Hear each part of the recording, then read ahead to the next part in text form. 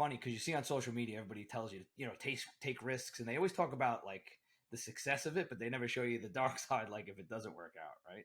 Yeah. And I was questioning myself, like I should have never left Universal, right? I had such a good gig there, but I took the shot. I learned a lot, but that was kind of the spark for me to start Paw Power.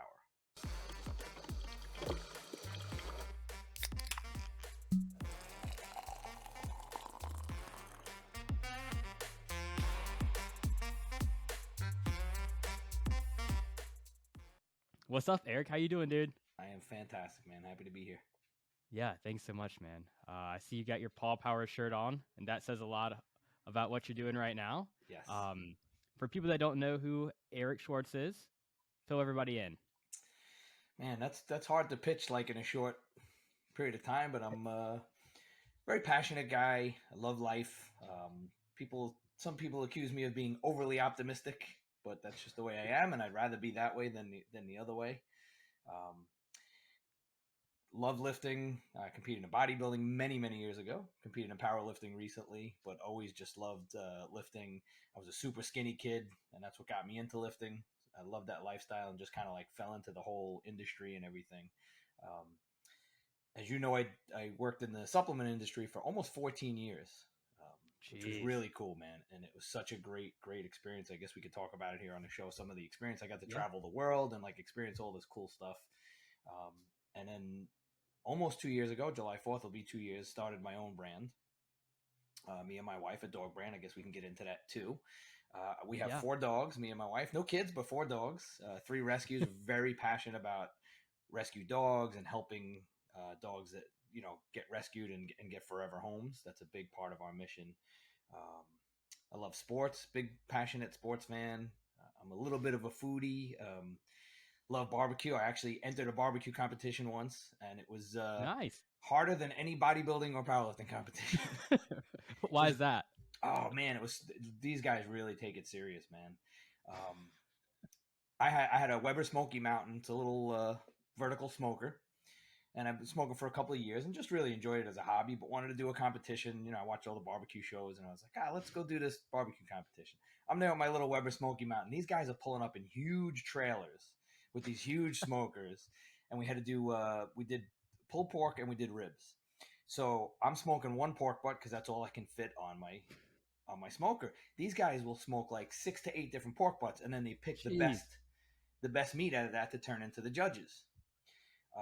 They kind of laughed at us a little bit, but everybody was so welcoming, and they taught us so much. We got to eat everybody's food. I learned more in that 1 day smoking than I did in 2 years in my backyard.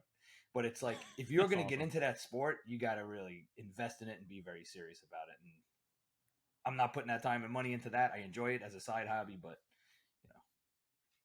that's awesome, dude. Yeah, it was fun. So, but I love traveling. I love just trying different cultures and meeting different people and stuff. And that's a huge passion of mine too. Yeah, I saw you just had your birthday. Happy belated birthday. Yes. And you pulled, was it 500, 600 I did 500. Yeah, I did 500, which is cool at 52 years old. But I had done. That's awesome. 2018, I think it was. Or 2018, I did 600. So, that's far off from that. And my best in competition was 575. I did the 600 in the animal gym like a week or 2 after my competition. I missed it in competition, but then I pulled it like 2 weeks later. That's how it always goes, it feels like, right? Yeah, but a lot of people don't realize, like with deadlifting, doing it in the gym and doing it in competition are just completely different animals. Like when you deadlift in a competition, you've already done 3 big squats, you've done 3 big benches, and each one of those exercises is going to be a max. You've burnt out, a lot of adrenaline. It's at the end of the day, it's at the end of the competition. So pulling in a competition and pulling fresh in the gym are 2 totally different things. For sure. Well, before we dive in anything that you just, that was a lot. You laid out a lot. Jumped ahead. I'm sorry. You're an interesting guy. No, I love it. So for some people that don't know, Brewing Up a Conversation, the name is, I like to have the guests, whatever something they like to drink on here. And you chose electrolytes. So tell me a little bit about that. Oh, that's my ice shaker. I just got an ice shaker, which was pretty cool, from Muscle Tech. Oh, wow. I started a little podcast with J-Dog and my buddy Chris, and we had Scott Welch on there from Muscle Tech, so he sent me a shaker. But Sweet. yeah, I'm sipping on some electrolytes. This is a new electrolyte product called More, and it's by our buddy Chris Tuttle. He started his own company. It's a That's liquid awesome. electrolyte. Yeah, it's pretty cool. So I like to support, now that I have a small business and stuff, I really understand supporting small businesses. But this is a liquid kind of like Mio, and you just squeeze it into your water. He's got a Yeah. sweet tea and he's got a lemonade. But I wanted to support him. But I chose this drink. Like, you asked me to choose a drink. It's 4 o'clock on a Friday. So I'm not going to do stims or pre-workout. That's a little too late in the day for Yeah. that. For me, that would definitely affect my sleep, or coffee, which I do like coffee. So it was basically, hydration or I don't know. Some would have been something else. Aminos, maybe. That would have been the other choice. Yeah. I got liquid IV. I'm not as cool as Eric, but That's cool. Liquid IV is I'll cool. get some more here soon. I've actually haven't tried liquid IV. I tried a bunch of different electrolyte formulas, but I haven't tried that one. It's pretty good. I mean, I haven't tried anything else other than like 10,000 volts, which is like that very, very, what word do I want to use? That's not bad. It's very powerful. It's a very strong taste. But it's good. It's packed and loaded with electrolytes. I take that when I was training, and it was great. But I like some flavor other than just I hear you. minerals. Yep, I hear you. So one thing I thought you said that was cool, and I've noticed that over the years of following you, is that you said some people say you're overly optimistic. Like, what shaped you that way? Or were you just born this happy-go-lucky? Yeah, I can't say that there was anything specific. I think I was always like that. That's what my family tells me. Always positive, always, even in tough times. I mean, but I've had times where obviously I'm human, so there are times where I've struggled and I wasn't always positive, but I always felt like there's a light at the end of the tunnel. And I've been in a couple of very psychologically tough situations, but I never felt like there wasn't a chance to get out of them.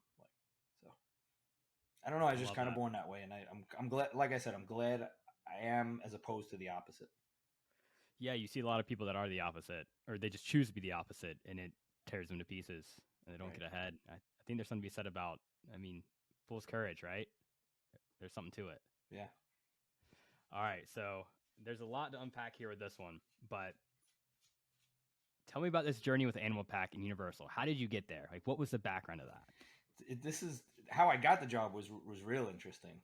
So, and it kind of came full circle a little bit. So it was 2006-ish, 2007, around there. I was working for American Standard. They're a plumbing company. Actually, one of the biggest. If you go in your bathroom, you probably have an American Standard product. Yeah. And I was doing sales. And I would go around to different plumbing wholesalers. And there was one in New Brunswick, New Jersey, on the street that Universal Nutrition was on. Literally, like, down the block. So I drive past it, and I'm like, whoa. I've been using their products for years. Here I am. I'm selling toilets. I'd rather be selling animal packs, doing something I'm passionate about, right? So just on a whim, I shot them an email. And I believe I sent the email to sales@universalnutrition.com. And at the time, I'm doing sales, right? So I'm looking for a sales job.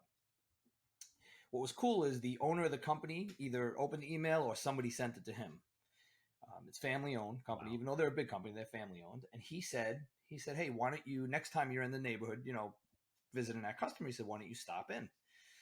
So I did that. It was a couple weeks later. I emailed him and I said, hey, I'm going to be by. And he invites me in, introduced me to a couple of people. We sat down, and it wasn't quite like a job interview, but we had a conversation just about, he was picking my brain really as a customer more than anything. And at the end of the conversation, he says, we like your skill set, but we don't have any open positions right now. So I said, okay, that's cool. At least I'm in with the owner of Universal. That was kind of cool. Yeah, pretty right?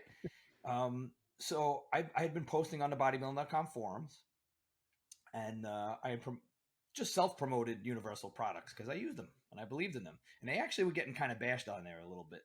Really? Yeah, at the time. G Diesel was on there as well, and we kind of started to talk. I didn't know him in person or anything, but we started talking. And like one day, a care package shows up in my house, a package of Universal products.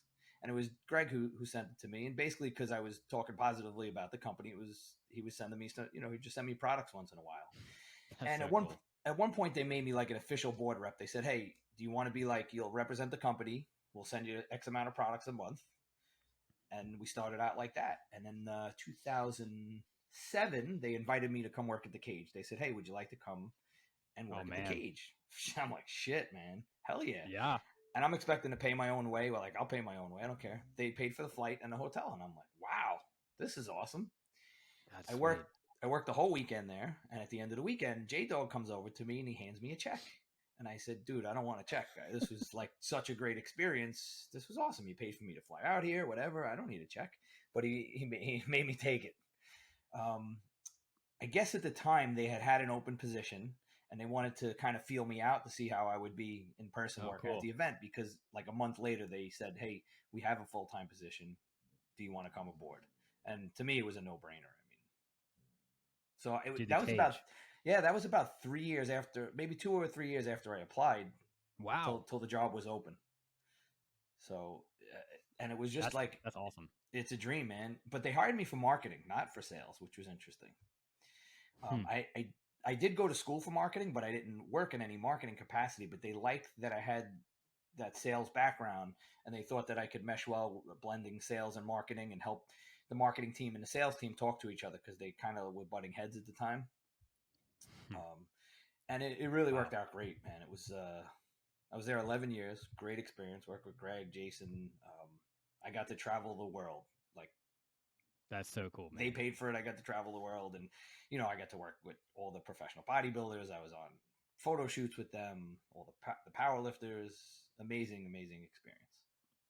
Yeah, I mean, getting to work the cage, that was like everyone's dream. Like as a teenager growing up watching that, like, man, if I could just go work the cage one time, I'd be so happy. Let me deadlift in the cage. Like that was like I feel like no one even went to the Arnold to like watch the show. Everyone just went for the cage, man. Yeah, the cage was such a cool thing.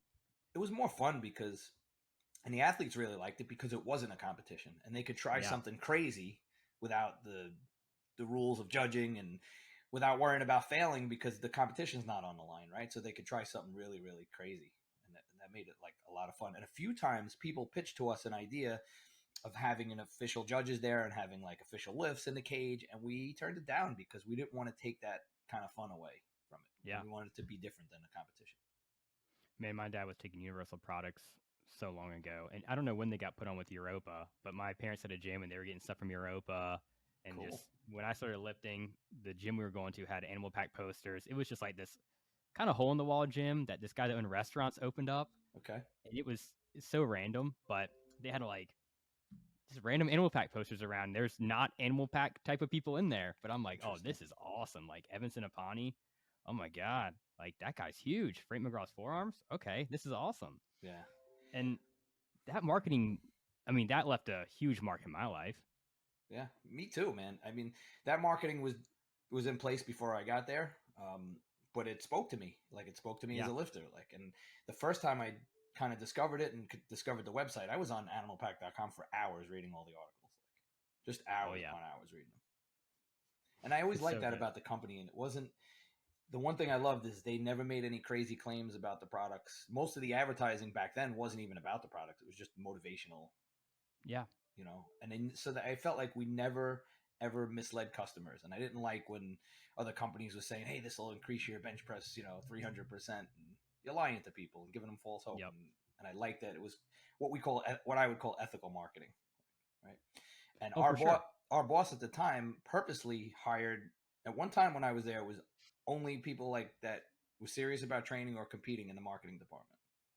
Wow. And so it was real. Like when we were putting out content, it was like real authentic stuff, and I like that. So what was the job like there at AnimalPak with marketing? It was very interesting. It wasn't like a standard typical marketing job. We all wore many hats. We jumped in and we did a lot of different things. Nobody really, except for maybe Jason, because he was strictly on the products. We all kind of like wore a lot of different hats, whether it be, like Greg did a lot of the writing, obviously. I would go out and be kind of like the liaison with the athletes, go on the photo shoots and the events and stuff. Could be anything from working with a retailer, could be bodybuilder.com or some of our other retailers, DPS Nutrition and stuff. I went out on a lot of calls with the salespeople. So we'd go and do like a presentation to our wholesalers and retailers and stuff too. Just lots of different hats. Yeah, you were always in the videos. Oh man, all the videos, dude. I was so jacked when the Universal video popped of like Tony Serle or Antoine hitting legs at Greg Long's gym. That Yes. stuff left a mark in my life, and I go back and think about that all the time. Good guys, good people, good times. We did the Universal road trips, and those was so much Yeah. fun, man. They Yep. they were fun, and I think the end product was awesome. But I will tell you, behind the scenes, it was a little stressful. A bunch of bodybuilders in a van. Yeah. So it was kind of my responsibility to get everybody to places at on time and make sure we had an agenda, and we had to go to certain places, and that's not so easy with bodybuilders. I can imagine. They're always late and they're in no rush. I just met Antoine a couple weeks ago. I went to go visit a buddy in Toronto, and I went into Pure Muscle, and he was in there, and it's just awesome. Like, dude, what is happening? Life is too cool. Antoine is honestly one of my favorite people. One of the favorite people I've ever worked with. Such a good dude, man. So happy genuine. that he has straightened himself out and stayed on the straight path, because the odds were against him. And yeah, his series, Play the Tape to the End, I really like that. And I think was that out on Universal? I think that was, right? Yeah. Mm-hmm. And I can tell you, he was going through some stuff on our New York road trip.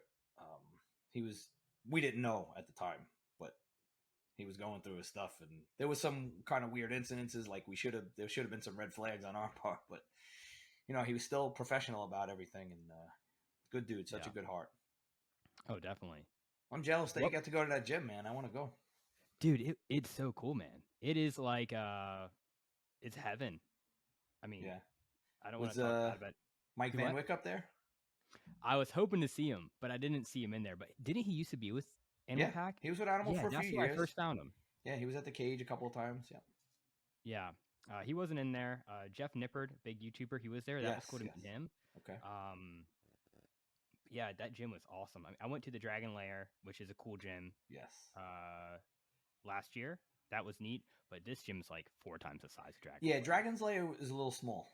Yep. But it's cool. Super cool. It's awesome. And I went I've gone there like 3 times on 3 different trips, and I would go train early, so it wasn't crowded, but I can imagine if it's crowded, it would be rough to train in there. I did get to go to his original Dragon's Lair in Florida. That was during one of the Universal road trips when we were in Florida. We got to go train there. It was much bigger.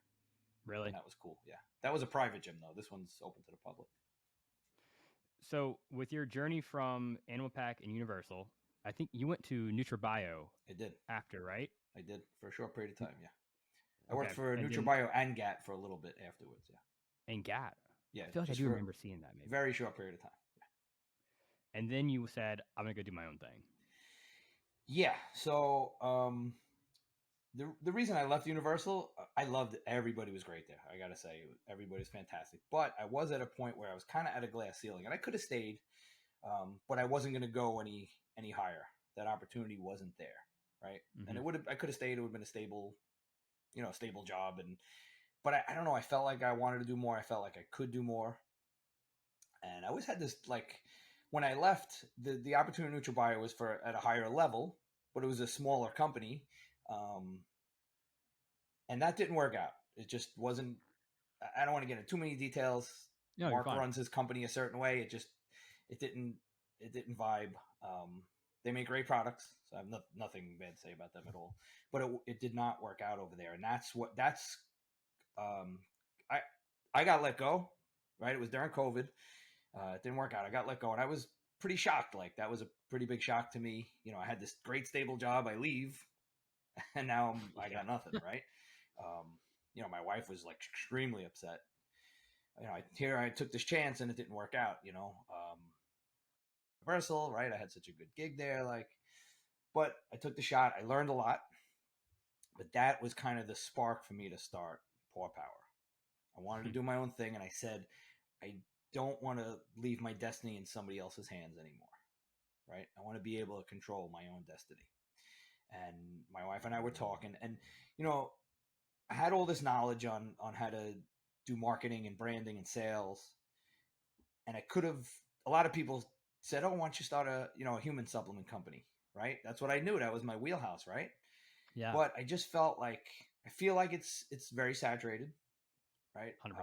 It's kind of hard to stand out in that category. So I took my knowledge, and my wife is extremely passionate about dogs. Like I said, we have 4. She kept bringing home all these rescue dogs. She's a dog trainer, and I said, what if we did supplements for dogs, right?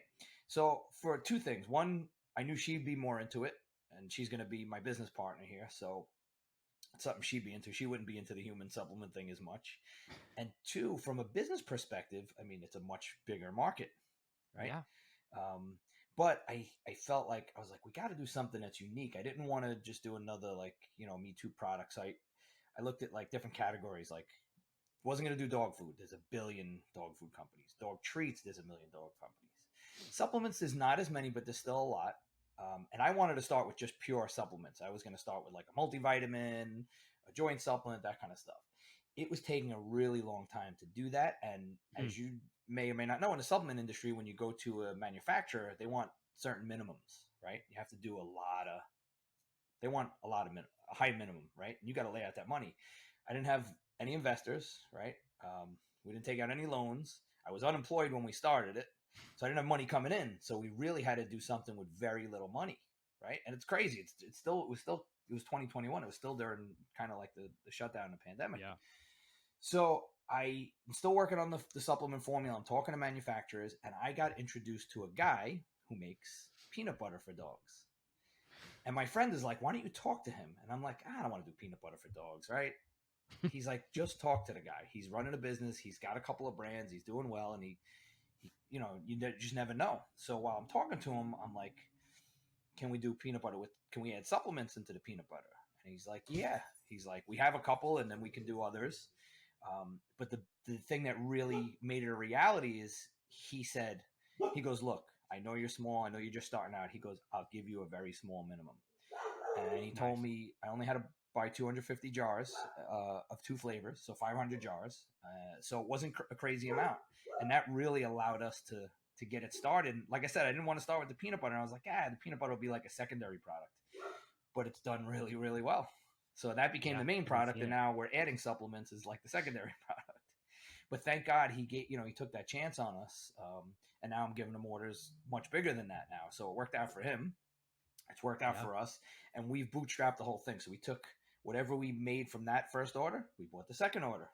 Whatever we made from the second order, we bought the third order. And we did everything organically. We didn't do any kind of like paid advertising for the first like 7 months.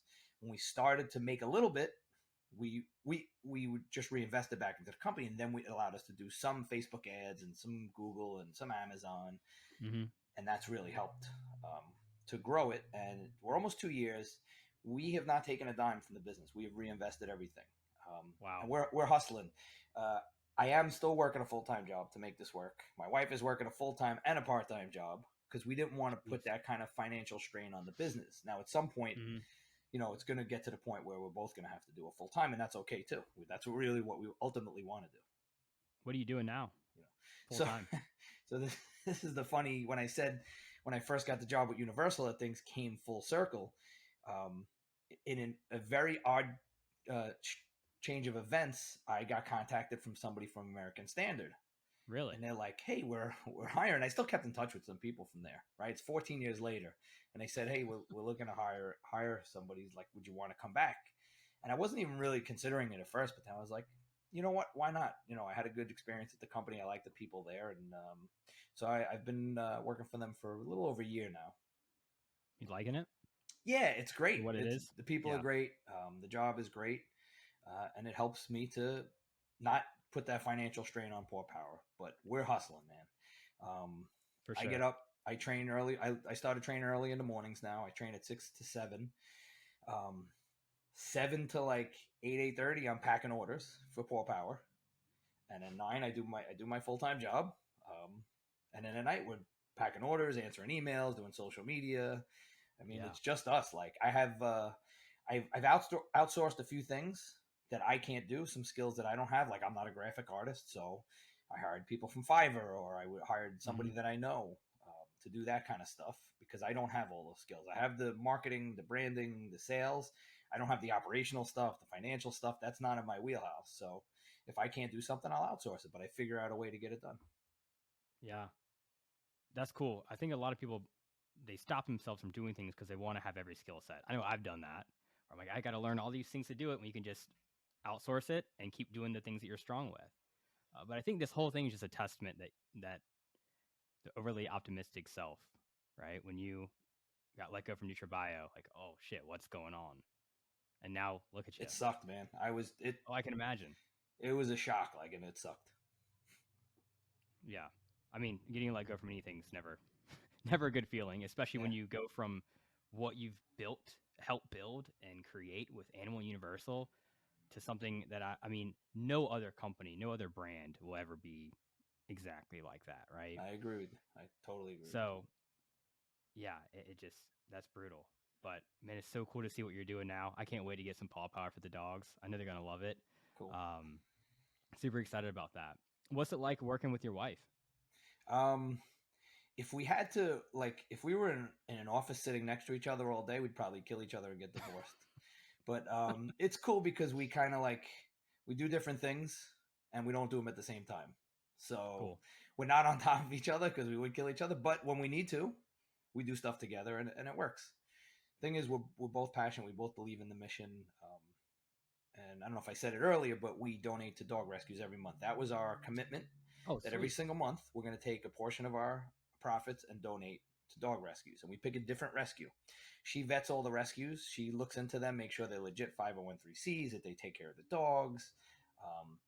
And what we do is not only do we want to give them money, which is great because that's what they desperately need. They desperately need resources, these rescues. But we use our platform to help promote them. So each month we try, if it's in person, we'll do a video with them, if they're local, and let them promote their rescues in the hopes that other people will donate or volunteer or foster or do something there. So that's awesome. That's so cool. Yeah. Having that mission statement that goes so much further than just a line on a website of actually doing it. That's so cool, man. That makes my heart happy. Dogs have a special place. Yeah. Hopefully in everybody's heart, but I know in my household for sure. They're amazing. Yeah. When my wife, before we got married, at her house, they had 4 dogs and we had 2. It was just, all over the place. I will tell people, I don't recommend 4. It's too much. 4's a lot, dude. Even 3. 2 is like the perfect amount. 4 is like, it's a lot to manage. Actually, they had 5 at one point, and that was insane. But it was cool. It was cool. I'm glad we only have 2 right now. Yeah, 2 is the perfect amount. Just stay with that. That's good.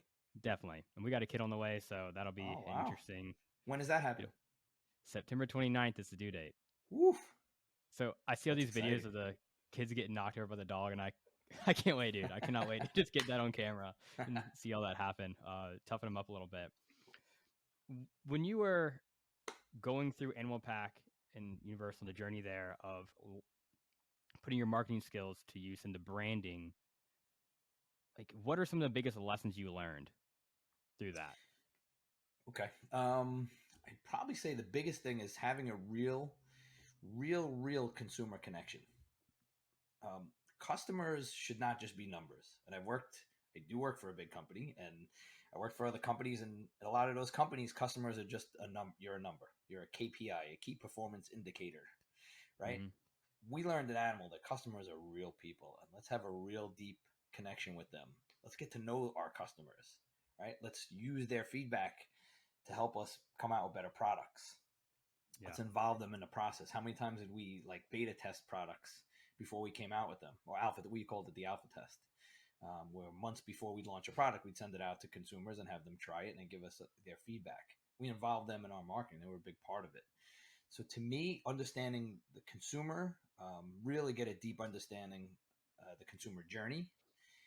Nowadays, it's a digital journey, right? So it's a little different, but understanding that journey from where they first find out about your product and then follow that process, right? Let's say you get hit with a Facebook ad, right? That's the first point of contact. You never heard of this company. You hit with a Facebook ad. It's interesting enough that you click on that link. Where does it take you? What happens? Go through that whole journey. And from a digital marketing perspective, how to reduce what we call friction, make it easy for the customer, make them easy to find information, easy to contact you, easy to buy if they're ready to buy. There's a lot of websites and stuff that I'm amazed at. They make it hard, not purposely. I guess they just don't know any better. But if I have to jump through hoops to, let's say, see a formula on a website, right? if I have to jump through hoops to get that, I have to make 3-4 clicks, I'm probably gone. You lost me as a customer. Mm-hmm. I'm out of there. Make it easy for me. But having a real deep understanding, it's not just a lot of companies talk about demographics. So our customer is 18 to 35 male. That you don't know your customer. You need to know their psychographics. What do they like? They like football. They're into cars. What do they like? What gets them excited? And that really will help you like mold products or your marketing towards those people. How do you discover more of that? You got to ask. You got to talk to your customers. Just ask. That easy. Yeah. Community was a big thing. I mean, we had the Animal Forum. Oh yeah, that was huge, man. At one time we had like 70,000 members. We were, doing that That's before social media, like, before there was Instagram and Facebook. We had our athletes on there, and people could just engage with our athletes. Any day they wanted to type their athlete and ask them a question, like, so really, really get to know them. Like, and I took a lot of those lessons with me. Like with Paw Power, we have a Facebook group where we have an engaged community there, where I involve a lot of our customers and stuff too. So really get to know your customer. I think that's the lesson that I learned. So with the customer journey, what do a lot of people get wrong? Other than just maybe, they just say, oh, we know the demographic, or we know this or that, and kind of tiptoeing around the subject. But what do people really miss with that? I think they get a little too fancy with their with their ad, because that's like probably the first time you're going to find out about a company, a digital ad or whatever. And you got to make it very easy to understand what your product is and what it's going to do for you. If I have to guess what your product is or what it's going to do, I'm gone too. I'm scrolling through my phone. If I can't tell right away what that product is it a pre-workout? Is it a lot of these companies come up with fancy names for like products, and we did it at Universal, right? We had Storm, we had Torrent, Shock Therapy. If I say Torrent, you don't know what the hell that product is, right? It's almost better to go simple. Maybe we should have just called it Universal Post-Workout. I would have known what that is, right? Boom. I don't have to guess what that product is. And I think people try to get fancy, come up with cute names and stuff. So I think you want to be a little more straightforward, get that message. You have about 3 seconds to get somebody's attention on a digital ad, or they're scrolling right by. What do you think grabs people's attention most on the ad? Is it like the pictures, the videos? Is it the copyright? Like, what really gets people bought in? In my experience, video does better. There are some picture ads that do good, but it's got to be something that catches your eye, like. Mm-hmm. And right away, like I said, the statistics show you got about 3 seconds to get somebody's attention. So like Eric Finkhauser's calves. Yeah, that'll do it. That would make you stop, right? Yeah. So that was kind of the idea with the animal ads. It wasn't digital back then, but in the magazine, everybody had color ads, right? And then you flip the page and you got a black and white animal ad, and that made you stop and look. It was something different. So you got to find a way to kind of like stand out and grab people's attention quickly. And then the ad copy is important, right? But that's secondary. I think people see the video first or the picture first, and then they look at the ad copy if they're interested. Man, so what is it like with Paw Power now? Are you doing stuff kind of similar to that, where it's just that simple change that no one really thinks about because everyone tries to overcomplicate it? Yes. The simpler, the better, I found. Get that message quick. One of the reasons I like the name Dog Butter is it kind of gets the message across. Although it's funny, sometimes I do a lot of in-person events, and sometimes people walk by and go, is that for people or for dogs? I thought it's pretty clear, but some people think it's still for people. But I'll tell you, we experimented with a lot of different ads. We do a lot of testing. And if you're going to run digital ads, you got to test. You got to test different creative. Test the picture versus the video. Test different, different text. Don't spend a lot of money. Spend a little money. Test. And then when you see one that's gaining traction, then you could spend more money on it.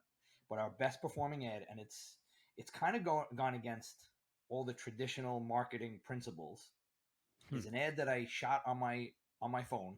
It's a 15-second ad in my kitchen giving my dogs some of the peanut butter off their spoon. There is zero editing. It's on my iPhone, no editing, no music. We didn't put any text on it. And that grabs people's attention. The text on it is good too, right? It helps. The messaging on it is important, but it's the video that kind of grabs people's ads. We get a lot of comments on the video. In traditional marketing, you think you got to spend all this money and come up with this really slick, cool video. Yeah. This is so raw. And we've repeated the process. We've done some other ads, and it's the same process. So we don't have to spend money on a video. Clear messaging. Get right to the point what your product does and what the benefits are. Too many people in the supplement industry, at least, they try and sell you on the ingredients and the formula. The average consumer doesn't really know or doesn't care. You or I, Greg, people that are in the industry, yeah, we're more in tune with, hey, it's got to have 6 grams of citrulline. Most people want the benefit. What is that going to do? I'm going to take that product, and it's going to do what? It's going to give me a pump. It's going to improve my workout. It's going to make me stronger. It's going to help my recovery. Get to that. Sell on the benefits, not the ingredients. That's a good one. I like that. I saw a post about that earlier. Like I work in sales, and I like seeing little things, excuse me, from other salesmen, where it's like you're not selling. What did he say? You're not selling better windows. You're selling a cheaper utility bill or something like that. Like what is the effect? You're solving a problem. You're providing a solution. You're not selling a product. You're providing a solution. Everybody's got a product, man. How many freaking pre-workouts are out there? There's a million of them. Dude. Yeah. I'm gonna tell you a little story. I'm not gonna name the name of a supplement company owner, but I had a conversation with a supplement company owner, and we were having this conversation about pre-workouts. And I asked him, I said, there's 30 other pre-workouts. Why would anybody buy yours? And he couldn't answer me for about 2 minutes. And then he said, well, ours is quality. Oh, God. And I said, that does not differentiate you. You don't think the consumer perceives that everybody else is quality too. They go into a vitamin shop or GNC, or they see something on a website. They think they're all, why would vitamin shop sell something that's not quality, right? Exactly. Quality is not a differentiator. You got to have more than that. I went in GNC today to grab this liquid IV, and dude, I still get irritated every time I go into a GNC. Just, I don't know. Something about the, hey, what brings you in today? Like, dude, just let me shop, man. Well, they do get, I'm pretty sure they still get it, but back then they used to get commissions, right? So they would. I heard they don't do it anymore. Oh, good. That's a good change if they did, because I hated that, because then they would try and, change people from buying AnimalPak to the GNC pack because they were getting commission. And it's not genuine. And I always felt Vitamin Shop was a little bit better shopping experience than GNC. I think I've been in one. We just have a GNC to NutriShop here. But the branding of things have changed so much. Like certain brands have stayed the same, like Animal Universal, Optimum Nutrition. And then there's like people that are going all out, like Galaxon, where it's like they have that looks wall like GNC, AI made right? this. Do what? They have. I saw a picture that in one GNC they had like a whole wall of Galaxon. Oh yeah, that and like Ghost, which have all become bigger brands, but their branding's crazy. Like what did you see with the branding in your time in the supplement industry? Like, jeez, how many companies did we see that came and went out of business? Like, right? Yeah. So Ghost and Galaxon are very interesting. So they don't appeal to me as a consumer, right? They're branding, and I'm not in their demographic anyway. Like I'm a much older guy. Like I'm not in that demographic, but it obviously appeals to certain consumers. They like it a lot, especially Ghost does a great job. I think their products are good, okay, solid, nothing special about them, but it's really their branding. I think they do a great job with that. But again, I would not be attracted to a Ghost product as a consumer. I do love their energy drink, but their actual like the visual. Good, yeah. But you see, both of them have like very bright colors. They're kind of artistic, and obviously there's a subset of consumers that like that.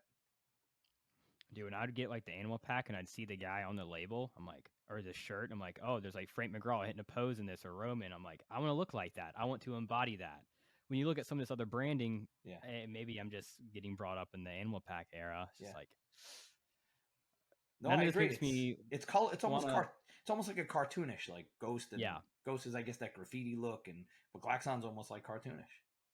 And I'm not shitting on them by any means. No.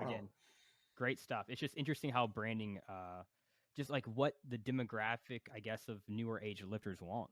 And I mean, it's awesome to see there's that many more people in the fitness world now. Yes. Social media's done a number on it. They're very different. I don't know if you spend a lot of time on TikTok, but TikTok fitness is a wild place, man. Dude, it is unbelievable. I had TikTok with this podcast for about, I want to say maybe like a month, and I'm like, I just can't. I can't do it. I know I should, but I'm not. Yeah, man, it's different than it used to be. That's for sure. It's a wild space. The young guys on there, there's some interesting stuff that goes on. Yeah, there is. I think, like, you said that you had a marketing degree, Yeah. right? That's what you went to Yep. I school got a for. BS in marketing and management. Did you ever expect to be doing like supplement industry stuff, or what did you expect to do? I wasn't sure, to be honest with you. I was always interested in marketing, and that's why I pursued the degree in it. But I was pretty good at sales, and I was doing really well at sales. So, and I'm very good with people, so sales kind of came naturally to me. So I didn't really know, to be honest with you. I just knew that I did want to have a degree. I knew it would give me more opportunities, and it did. What drew you into the marketing in the first place? I think it's like just from the perspective of a consumer, I kind of like, I don't want to say fall for ads, but there are things that get my attention that I like, and I love that kind of messaging. And Animal is one of them that really got me that way. And I always like wanted to kind of be behind the scenes on that, like sending out a brand message, building a brand. That's awesome. Yeah. So for anyone that wants to build a brand, what would you recommend them to do starting out? Like, how do they identify their customer? How would they identify how would they create their brand message? I guess is what that's the best way to ask it. First, it should be, I would highly recommend that it be something you're passionate about. You don't have to. Look, you can start a business about something you don't care about and make money, right? You can do that. And there are people that do that all day long, and they live a good life and they're making money. To me, it's a way better and more fulfilling life if you're doing something that you're passionate about. And that'll help get you through the tough times, right? If you're really into it. So you have to have the concept. What's the concept behind your brand, right? So I'll just run you through what we did with Paw Power. It was, we knew we wanted to do something healthy for dogs, right? We wanted to do something on like the nutritional supplement side. And like I said, we fell into the peanut butter thing. And it was a way to pigeonhole the supplements in there. But so we came up with like who we were going to be, right? We were going to be a company that had products that enhance the lives of dogs, right? We want our dogs to live longer, to have more time with us, be healthier. The thing that sucks about dogs is we always outlive them. And if you've lost a dog, it's brutal. Oh, yeah. It's absolutely brutal. So we want more time with them. And just to I'll get back to the branding thing, but kind of sidetrack. If you look at our logo, this is not just a line art of a paw. If you see the detail in that, it's an actual paw print. And that was Miss Olympia. She was our English bulldog. And I used to take it to the gym with me all the time. Yep. That's actually in my notes to bring that up. Cool. Yeah, you always had Miss Olympia with you in the Jeep, in the gym, everywhere. Yeah. You're not supposed to have a favorite dog, but she was my favorite. And when we were coming up with the brand, we came up with the name Paw Power, working on the logo. And it was my wife who said, dummy, you have a really cool tattoo of your favorite dog's paw. Why don't we use that as the logo? And it'll be different. It'll have meaning to it. And just on the tattoos, I was never going to get a tattoo. It was never my intention. My wife has a ton. I was never, ever going to get them. And it was March. It was during the Arnold. Unfortunately, this was brutal. This was 2018. Okay.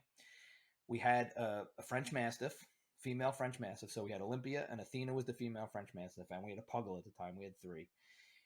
Athena had been sick. She had cancer for the past 2 years. And just as I'm leaving for the Arnold, my wife, actually, I think I already left because I used to always fly out early to help set up. I would get there like on a Tuesday, 2 days before to help set up. Wow. I was the first one in. And she actually FaceTimed me from the vet's office. And she's on the floor with our dog. She was very skinny at the time because she had cancer. And she said, look, the vet said this is probably it. She said, do you want me to keep her alive over the weekend so you could see her when you get home? I would fly home on Monday morning. And I said, do not let that dog suffer one extra minute. Do what you got to do. That's a tough decision, man. That's brutal. Tough. But I could not let the dog, in my conscience, I couldn't let her suffer. Yeah. So she had to put her down later that day. And, I had that on me during the weekend of the cage. It was kind of therapeutic to have the cage because I was distracted all weekend. Oh, yeah. But I flew home Monday morning. I land. I'm tired. I'm exhausted. The cage is very exhausting. And my wife's at work, and I came home, and that big dog, who was a huge presence in the house, wasn't there. And I bawled like a little bitch, man. I sat there, I hit the floor, and I cried. Miss Olympia was there. It's making me emotional now, dude. This thing about losing dogs, man, it was my God. Brutal. And I just felt so compelled. Like a week later, I said to my wife, call your tattoo guy, we're going. And I got, this was Athena's paw. Now, a year later, in February of 2019, Olympia was 11 years old. She had had some issues, and I was due to go away on a trip with NutriBio to Colombia. And I knew Olympia was not doing well, and I put the trip off one extra day, and we had to go and put her down. So it was just odd how it was like a year later, and again another trip that I was leaving on, and that's how I got it. And then obviously I got her tattoo, and that's how we made the logo. So to get back to the branding, you don't have to have the logo right away, but have your concept, right?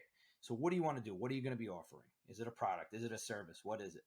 Then you want to come up with what we call a buyer persona, right? Who's your customer? And it might be multiple people, right? It might not just be one person. It might be Mrs. Smith. She's a 35-year-old dog mom, and she likes to take walks and read books. Who's your customers? You need to know who you're going to speak to, right? In order to speak to them in a certain way.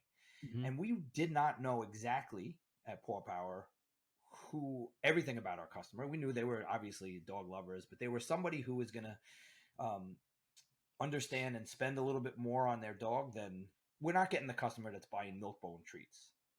Yeah. There's certain customers that they just buy on a certain price point. They're not educated about the ingredients and stuff, and they'll give their customer whatever. That's not our customer, and we know that. We know one thing you got to understand in branding and marketing is, and a mistake that a lot of people make is, not everyone's going to be your customer, and that's okay. And we knew that in Animal, right? We knew we had a specific customer. We're not going to get, Lucy the soccer mom. She's not going to be our customer. It's going to be that person who takes their training seriously, right?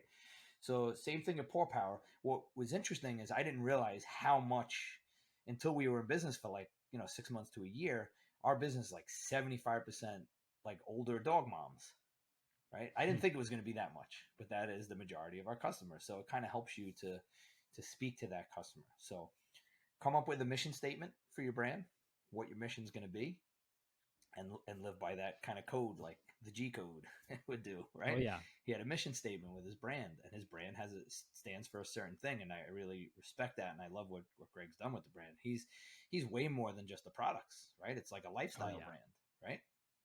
Oh, yeah. Which is awesome. I think it's a fantastic thing. It's a great thing for business, and it's a great thing just in general. Like, he really lives it. That's truly him. Yeah. I mean, both of you guys are very authentic. Both of you guys, and that's how you guys have always been, very genuine. I think that's important too. And I think nowadays more than ever with social media, that's very, very important. I think people want to buy from people. There's still a certain subset of people that'll buy from a big company, but I think they don't want to buy as much from these big, like faceless mega companies anymore, right? I think they like buying from people that they know. Yeah. I heard one thing that was pretty cool, and it was that if you ever want to find, if you're not sure the niche you want to work in, like, look at yourself. Like, there's other people out there just like you. And if you can just look at yourself, if stuff that would target you, do something in that realm. That makes sense. That was pretty good.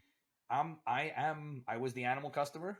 I am the Paw Power customer, right? I'm the one type of person who would research ingredients and buy something healthier for my dog. Yeah, you are the niche. It's so good. And it hit me. That makes a lot of sense, man. Oh, that's too simple. No, but as with anything, though, right? A black and white page in a magazine. Simple. The more I've been around business and the more I've been more experience I got, simple seems to be better. And I've seen people over time like try and overcomplicate things, try and come up with something fancy or different, trying to be different so bad that they come up with something that's so complicated that the customer doesn't get it. Yeah.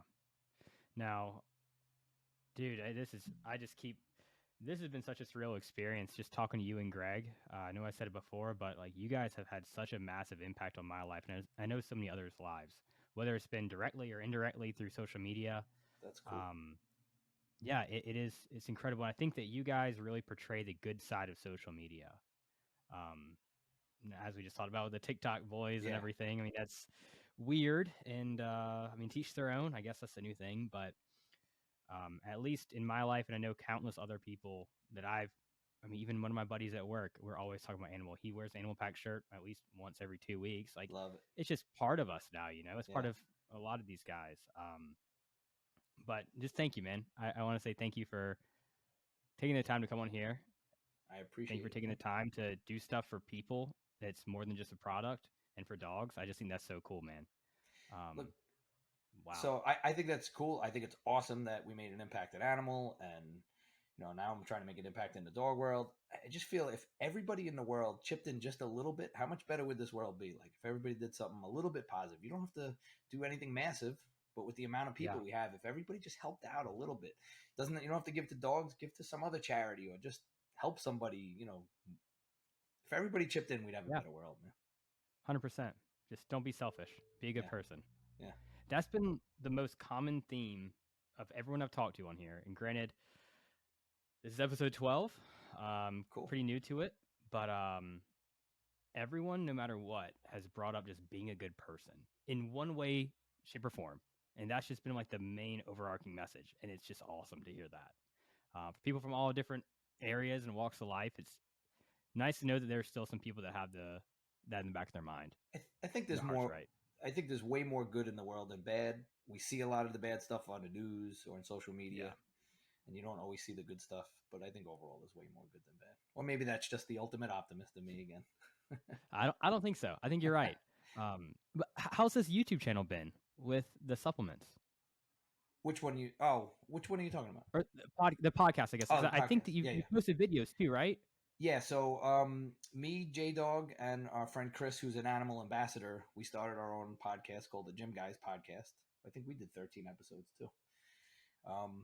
It's cool, man. It's fun. We basically interview people, kind of like what you do. Like I said, we had the guy from Muscle Tech on. We're gonna have G Diesel on one day. Right on. Pro bodybuilders on. We had Evan on. But same. Like we want to use our platform as a positive force in. On social media and stuff and show the positive side of things. There's enough negatives, so.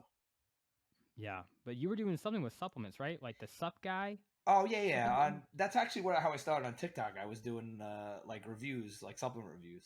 So since Are you still doing that? Yeah, I do once in a while. I need to do it more. I've been, like I said, with a full-time job and running Paw Power, there's not a lot of free time. Yeah, for sure. Yeah. And I've actually been helping out in an unofficial capacity. I've been helping out Paw Nutrition. What is that? Paw Nutrition. Paw Gym. I've never heard of. You should check them out. They make great products. Paw Gym in New Jersey. I feel like I've seen. We did a lot of animal videos there. Yeah, it's a local gym in New Jersey. Very cool, hardcore gym. Been around a long time, and they started their own supplement brand about 7 years ago. They make some serious very strong, hardcore products. He's got one crazy pre-workout with 650 milligrams of caffeine. Way too much for me, but they have some very strong products. Yeah, I'll take a tenth of a scoop.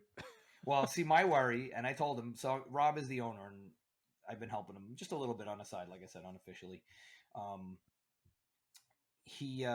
I told him, I said, I'm not so worried about somebody taking the one scoop. That's a lot, but I worry about the kids that's going to double scoop it, and kids are going to. Oh yeah. It. The old Jack 3D type stuff. Yeah. Rob's helped me a lot. So with Paw Power, we ship everything out of our house right now, right out of my basement. So to ship a commercial trailer, like a pallet or two of product, they don't do that residentially. So they won't ship it to my house. They can, but it's they charge you an insane amount. So I have to get it shipped to a commercial address. So Rob lets me get it shipped to a Pollen Gym. And then I drive there with my Jeep, and I hand load everything into my Jeep. Then I drive it home, and I hand load it into my basement. So he's been pretty instrumental in helping me out with that. That's a huge help. So I kind of help him out awesome. with a pollen if he needs it. What's your daily supplement stack look like since you're the sup guy and you've been in it so long? I've been taking a lot more health supplements nowadays. That's been on my mind. My dad passed away in 2020. And unfortunately, at the end, he had Parkinson's, dementia, and his quality of life was terrible. So that's so on my mind now, health and longevity and stuff. So I do take a lot of health supplements. Those are boring, of course, but I do take. I love pre-workout, and I will do different pre-workouts all the time. But I don't like a lot of stims. So to me, 200, 250 is a good amount. Almost every pre-workout nowadays is starting at 350, right? Yeah. So I do like a Pollen has a non-stim bare knuckle that I like, and then I'll just add some caffeine caps that I have. Cool. I still like Animal Pump Pro. That's non-stim, and same thing. I'll just add a couple of so I'll do 200 milligrams of caffeine with that. Intra, I've been sipping on electrolytes. I used to do aminos all the time, but I don't know. I've been switched to just the electrolytes now, which I kind of like. I do protein all the time. I have a couple scoops of protein a day. Um, Creatine on the regular. I still have a jug of universal creatine monohydrate that I use. I take Animal Flex and, like I said, a lot of health stuff. What about the health stuff? Yeah. What are you taking on that end? So a multi, I'm taking, Apollon has an immune supplement called Resistance, which is really cool. One thing, with the whole COVID thing, like that always put like immunity on people's minds. So I always want to keep my immune system strong. If you're sick, you can't train, right? Yeah. I'm 52 years old, so I got like super extensive blood work done recently, and my cholesterol has always been like genetically a little high. Nothing crazy, like nothing to really worry about. But I started taking red yeast rice on a recommendation, and that has helped lower my cholesterol. I take 4 grams of fish oil, 4 grams of combined EPA and DHA. Plus, I eat fatty fish almost every day. I'll either have sardines or salmon almost every day. Okay. So that's super important. What else am I taking? I take extra vitamin D, lutein and zeaxanthin I take. And I don't know if this is a genetic thing. My dad had macular degeneration, so I worry about that. So lutein and zeaxanthin is something that can help, help with that. I think that's about it. Garlic, a lot of capsules in a day. It is a lot. I have like a little tackle box thing, and once a week I'll fill it, so I don't have to go into every bottle every day. Like, I also take iron, which was interesting. When I did my blood work, I was low on iron, and most people, you wouldn't think that. I eat meat, right? But I was donating blood often. They do it right by my house, and I would do it. It's it helps people, but my doctor said maybe you're doing it too often. So I started taking an iron supplement. Doing it? Like whenever they had it, maybe it was maybe 4 times a year or whatever. Whenever they would have it, literally right up to like a walk to where they have it by my house. So I stopped. Now I do it like once or twice a year now instead, and I take the iron supplement. I mean, I've never done that, dude. Just even getting blood work done freaks me out. I'm such a wuss. Oh yeah, I'm such a wuss. And then sitting there looking at it, dude, I'd pass out. I'd be the easiest guy ever for them to take blood from. They give you free cookies, man. I don't know about that, man. That sounds a little suspect to me. Giving me free food to do that. Well, dude, just talking to you, I have so many more questions. I'll have to have you on again, about so many things, the experiences with the bodybuilders and your experience in bodybuilding. And man, there's so many questions that just keep popping up in my head. I'm like, God, I just wish I could take these out, just plug it into a little notebook, whatever, of everything. It's just way too much for a 1 hour stint. Thank you so much, man. But how can people follow along with you and support you in Paw Power and everything else you're doing? Yeah, you can follow us at Paw Power Nutrition on all social media. So we're Instagram, Facebook, TikTok. We're on Pinterest. We do have a YouTube, though we don't put a lot of content, but you can find us at pawpowernutrition.com. If you wanted to email me, you could email me at Eric, ERIC, at pawpowernutrition.com. Cool. I'll put all that stuff in the description of everywhere this episode goes to, so everyone can just click it. Thank you, yeah, man. Thank you so much, Eric. I really appreciate it. I appreciate the time, man. Yeah, man. Of course. We'll see you soon. We'll have you on again. Thank you, bro.